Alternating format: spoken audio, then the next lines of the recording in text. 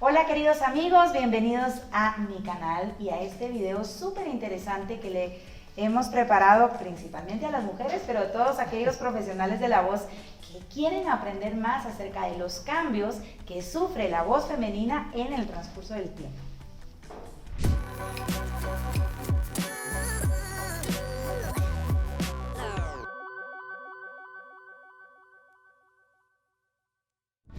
Para tocar este tema, sin duda necesitamos la ayuda de una experta y por eso me encuentro súper bien acompañada de la logopeda y además bióloga, Alba González, que está acá en la sede de Tritono en Guatemala. Has venido desde España, no solamente a grabar estos contenidos, sino que has venido como parte importante de nuestro Congreso Internacional SINC que hacemos una vez al año. También tu esposo Fernando nos ha podido acompañar. Y por cierto, amigos, para que ustedes también estén pendientes, tenemos todo el Congreso grabado y si quieren acceder a las grabaciones pueden ponerse en contacto conmigo a través del enlace que está en la descripción de este video para que puedan adquirir, porque la verdad es que estuvo increíble, tocamos temas muy importantes. Y algo que siempre es una constante en las profesionales de la voz, mujeres, cantantes principalmente, es que en el transcurso de la vida notamos ciertos cambios en la cualidad de nuestra voz y para muchos esto es algo, tal vez es algo pasajero o no le prestamos tanta atención, pero cuando lo hablamos detrás de las cámaras, la verdad es que hay mucho y hay investigación al respecto. A mí me gustaría que nos hables acerca de esto y de la investigación, no sé si sigue en curso o qué es lo que se sabe acerca de los cambios de las cualidades vocales de la mujer. Sí, se sabe que en la mujer hay una fluctuación hormonal muy importante. De hecho, no solo se produce al principio, digamos, de su desarrollo y al final, que sería en la pubertad y la menopausia, sino que también se produce durante toda la vida, con el ciclo menstrual.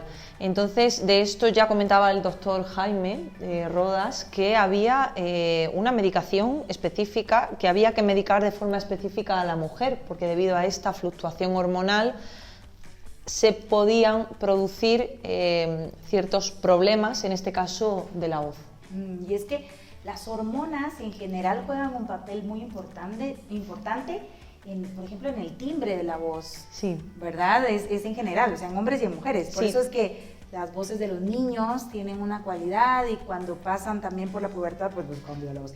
El cambio en mujeres no es tan drástico en la pubertad como en varones. No, el cambio de mujeres no es tan drástico y con la llegada de la pubertad lo que es que se empieza, entre comillas, regularizar el ciclo, aparece ese ciclo menstrual y donde ya el estrógeno y la progesterona empiezan a jugar papeles que por un lado puede ser beneficioso por el estrógeno en esa primera fase, pero en la segunda fase con la progesterona no, ahí es donde vienen esos problemas. Entonces, esta hormona que produce, pues produce cambios en la flexibilidad, en la mucosa de la cuerda vocal, de tal manera que es una cuerda vocal menos flexible, es una cuerda vocal que la onda mucosa no se produce de una forma tan fácil, se genera más moco. Y entonces, ¿qué ocurre?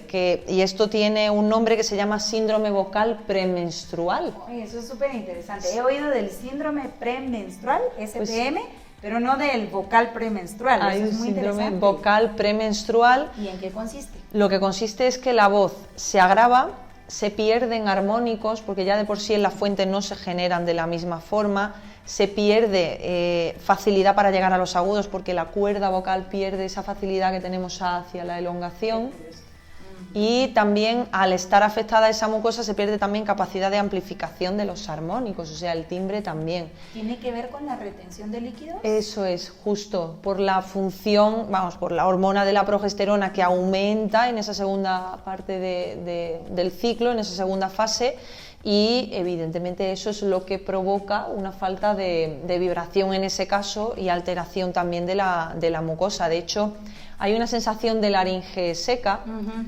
y donde se necesita mayor hidratación. Aquí los problemas también vienen, que documentado en algunos estudios, no solo porque ya de por sí tengamos este problema por el síndrome vocal premenstrual, sino porque como las mujeres no saben qué hacer, tienden a compensar. Entonces, como me cuesta más trabajo producir mi voz y lograr conseguir los mismos resultados que cuando no estoy en esa situación, pues como no sabemos cómo gestionarlo, no nos enseñan, pues al final lo que hacemos es tensar para producir un sonido, tender a compensar, entonces aparece fatiga vocal. Y también. pueden ser esas compensaciones que adquirimos en esa etapa, digamos, las podemos adoptar para siempre. Claro, lo que sí. se convierte en un grave problema. Efectivamente. Y que entonces sería, ¿qué debe hacer la mujer durante su periodo menstrual entonces para contrarrestar esos efectos, digamos, naturales de este periodo? Aquí es muy importante cuidarnos tanto a nivel vital, es decir, higiénico, saludable, beber agua, trabajar con nebulizador, muy importante, como eso lo hemos hablado como ya hidratación en otro video directa. con tu esposo. Eso es justo, mantener una buena alimentación, todos esos cuidados de higiene vocal, y es muy importante, y esto sí, entrenamiento en la mujer, sobre todo si es profesional de la voz. Y que el entrenamiento sea específico. Esto le parecerá a algunas personas una locura, pero no vamos a entrenar igual cuando estamos en esa fase 1 que si tenemos un síndrome vocal premenstrual. El entrenamiento no va a ser el mismo, ni los ejercicios, ni nada. Eso es bien importante. Por ejemplo, si yo puedo agendar una grabación, tú me dirías, es mejor que la agendes fuera de esos días. Efectivamente, eso es, porque además, de hecho, la voz en esa fase 1 sí está bien. Claro. El aumento de esos estrógenos sí provocan facilidad para producir el sonido, eso es. Interesante. Justo. O sea que también hay una etapa en la que ese es el momento ese para es el grabar. momento, justo, eso es, justo. Ahora, yo recuerdo que durante mis embarazos sí noté como cambios en mi cualidad vocal.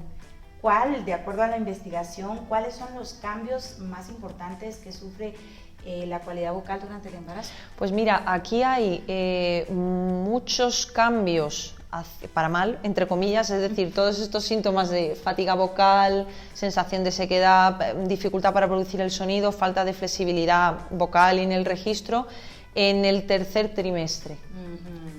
Ahí es donde, digamos, está más documentado, porque en el embarazo es un poco, si sabemos que ahí hay una regulación hormonal, ahí lo que tenemos es que nos quedamos un poco en stand-by, pero sí que es cierto que por estudios sí que hay mujeres que refieren que en el tercer embarazo notan, en el tercer trimestre, notan esos síntomas que hemos comentado de esa fatiga vocal, falta de flexibilidad y todo, pero solo en esa última parte. ¿Y después?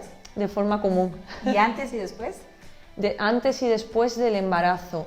Me refiero tal vez antes y después del trimestre. O sea, primer y último trimestre no hay cambios tan marcados. En el primer y en el segundo trimestre no. O sea, del mes 1 al mes 6, ahí tenemos opiniones de todos los tipos en cuanto a estudios, pero sí que hay el tercero, perdón. Eso es. Sí que hay un consenso del mes 6 al 9, de que ahí sí que es cierto que hay síntomas asociados a dificultad para producir la voz. Que hay dificultad para todo ya. Sí, hasta para moverte. Efectivamente. Para existir. Sí. Bueno, es muy interesante esto. Menopausia ahora.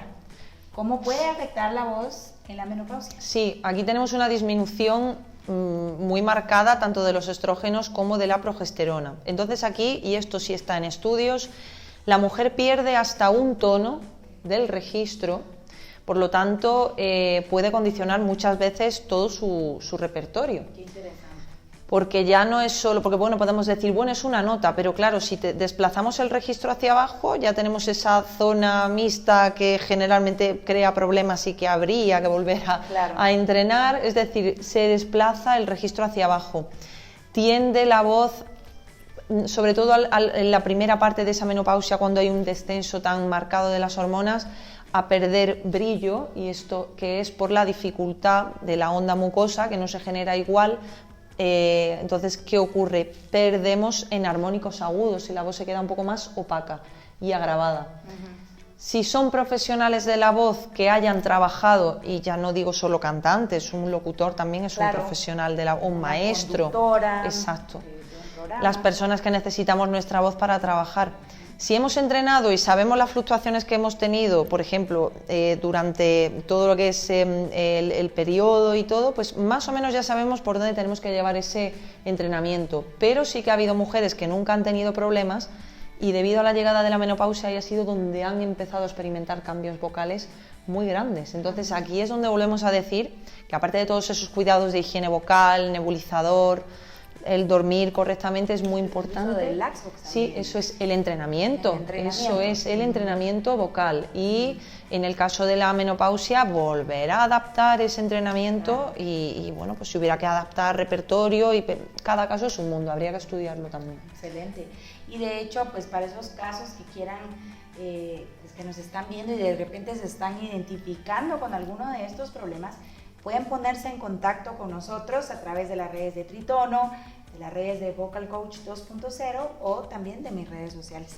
Así que muchas gracias, Salva, por habernos instruido acerca de ese tema muy interesante que yo creo que no se toca para nada en el ámbito de la voz. Así que me encanta que lo podamos hacer, sobre todo porque quiero recordarte que nuestra visión, la visión de este canal, es ayudarte a encontrar la mejor versión artística de ti. Nos vemos en un próximo video.